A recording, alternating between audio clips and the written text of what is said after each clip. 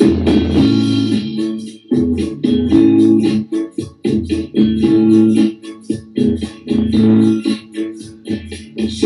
at a tiny table in a ritzy restaurant. She was staring at her coffee cup. He was trying to keep his courage up. I know a lot of people don't like this. The talk was small and the talk went all they would do what they want. I love it. There was no need to talk about it. They were old enough to stop it out. Keep it moving. She said, you don't look like my type, but I guess you do. Dirty romance, low-rent rendezvous. I just love that song, man. I just saw it. Somebody had it on Facebook, man, and just brought back a lot of memories. It's songs you forget that you really liked, and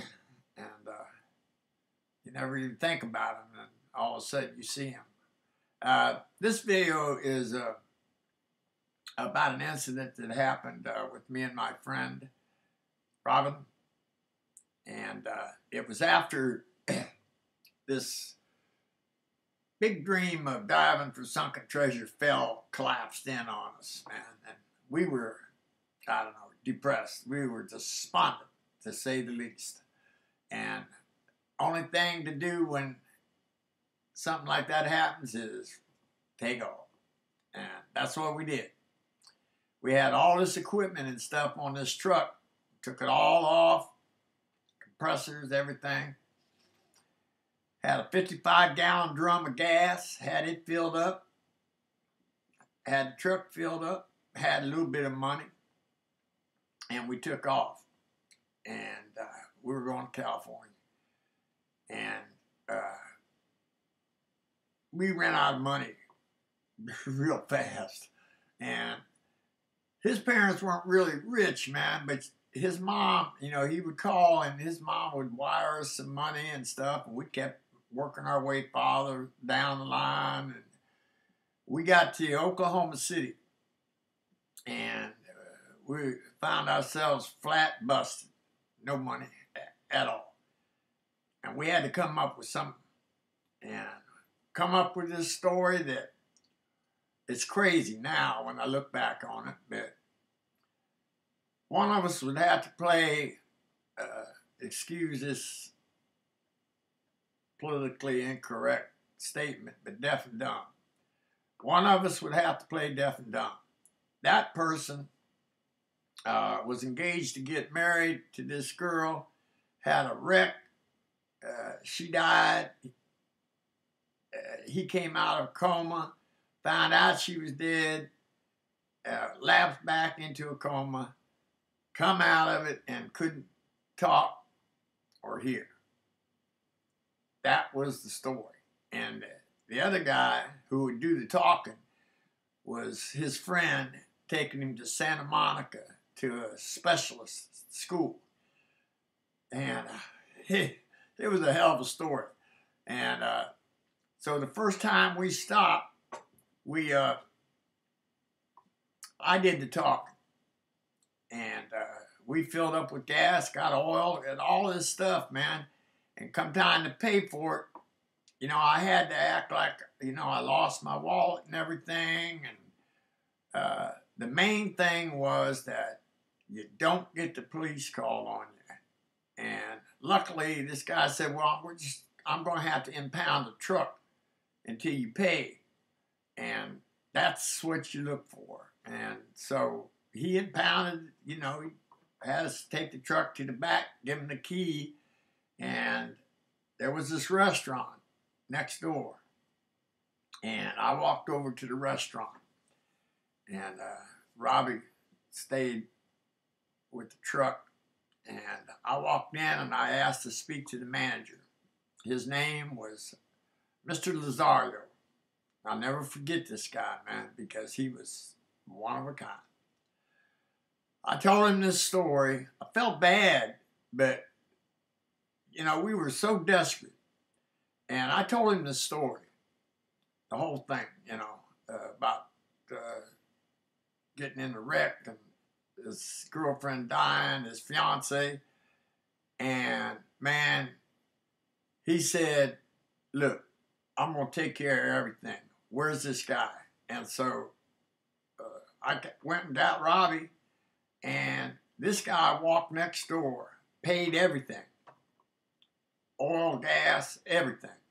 Came back, give us 2 big meals, bought us cigarettes, give us, I think, $5 or $10, I'm not sure.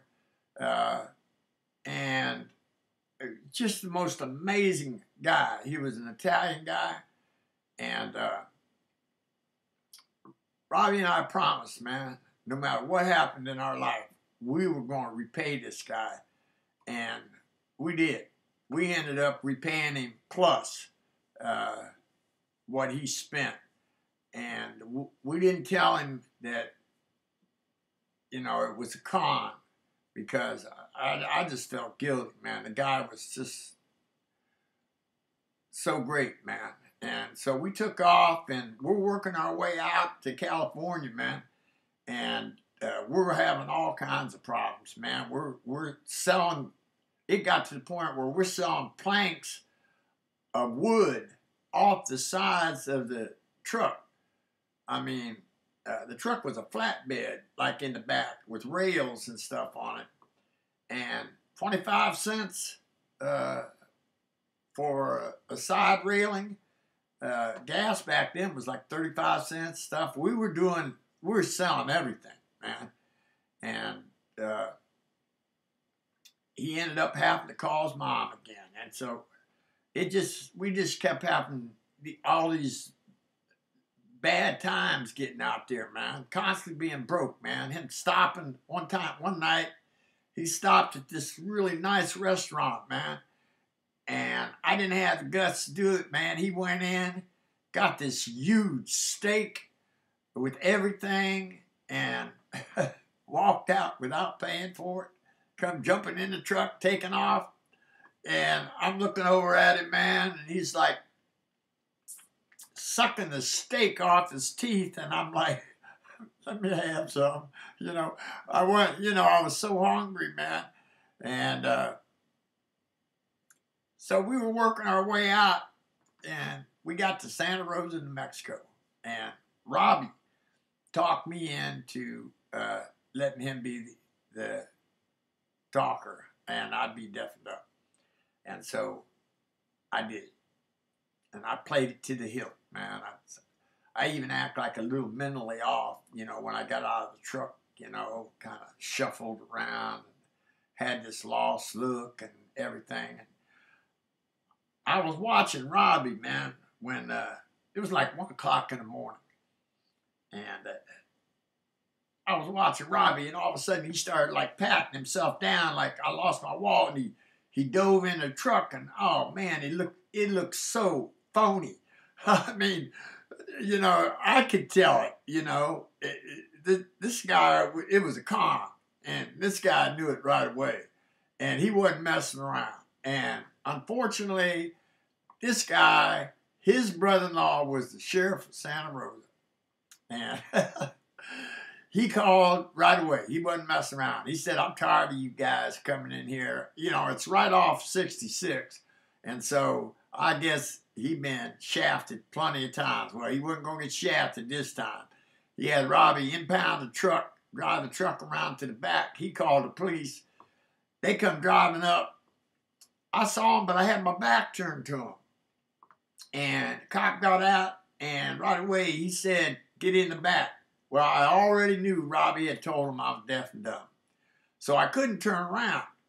You know, I was like stuck in this position where, you know, I'm supposed to be deaf and dumb, and this cop don't know anything about that. And he warned me twice. He said, if you don't get in the back, he said, I'm going to club you. You know, he had this big PT-29, man, or whatever. I think that's what it's called. And I was getting ready to get clubbed, you know. And finally, Robbie heard what was going on. He yelled, "He can't hear you, he can't hear you." Well, they threw us in the cop car in the back, took us to the police station, and they asked for ID. Well, we said we both lost our license. He said, "Well, what's your name?" And he said, "Well, his name is Joey Henshaw."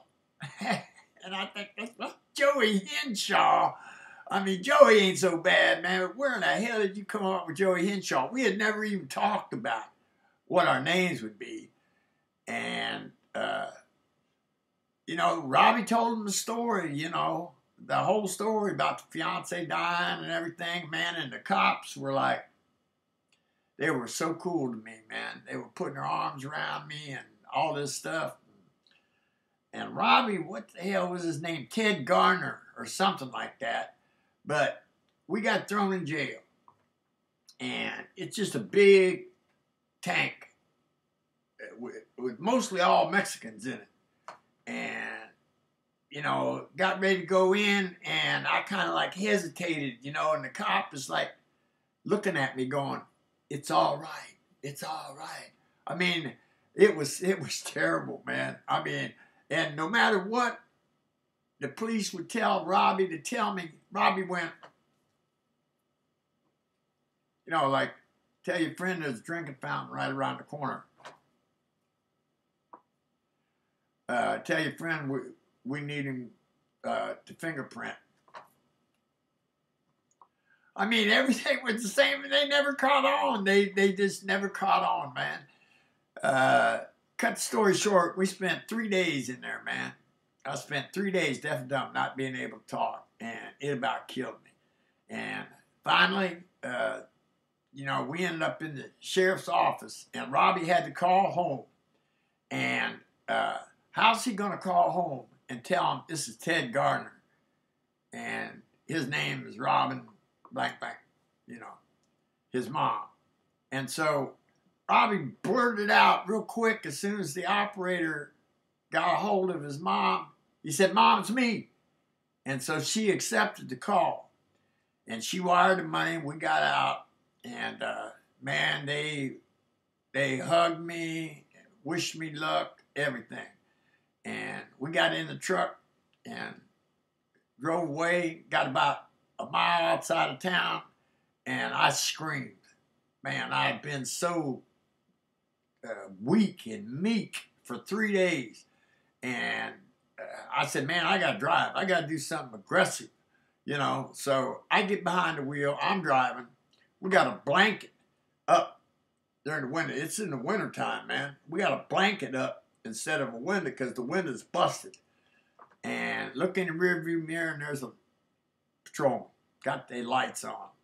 And I thought, oh, my God, if they find out that we were the people that was in jail and that it was all a lie and we had made a fool of them, they would never. We'd probably still be in there, man. And luckily, this was a cool guy, and he let us off with a warning, didn't even ask for ID. And that was our Santa Rosa, New Mexico journey. Lord have mercy. He said, "I'll even tell you that I love you if you want me to." There ain't no last, there ain't no